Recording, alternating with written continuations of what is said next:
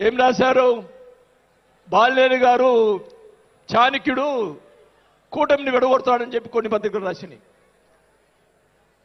నేను అనుకున్నాను నా వల్ల పవన్ కళ్యాణ్ గారికి ఏ ఇది రాకూడదు.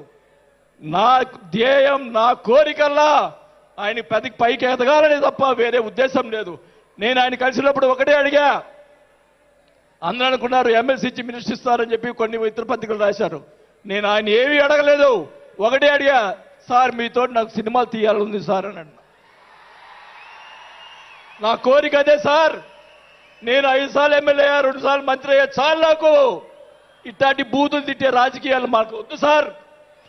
మీతోటి ప్రయాణం చేస్తా. జనసేనని నా సాయశక్తులా నేను చేయగలని మా జిల్లాలో 6 నెలల తర్వాత కార్పొరేట్లను చేర్పించాం. ఏం రాశారు? బాలినేని గారు చాణక్యుడు కూటమిని విడగొడతాడని చెప్పి కొన్ని పత్రికలు రాసినాయి.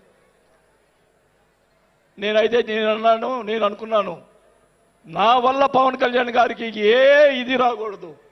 నా ధ్యేయం, నా కోరికల్లా ఆయన పైకి ఎదగాలని తప్ప వేరే ఉద్దేశం లేదు. నేను ఆయన కలిసినప్పుడు ఒకటే అడిగా. అందరూ అనుకున్నారు ఎమ్మెల్సీ ఇచ్చి మినిస్టర్ ఇస్తారని చెప్పి కొన్ని ఇతర పత్రికలు రాశారు. నేను ఆయన ఏమీ అడగలేదు. ఒకటే అడిగా, సార్ మీతో నాకు సినిమాలు తీయాలని సార్ అని అన్నా. నా కోరిక అదే సార్. నేను 5 సార్లు ఎమ్మెల్యే అయ్యా, 2 సార్లు మంత్రి అయ్యా, చాలు నాకు.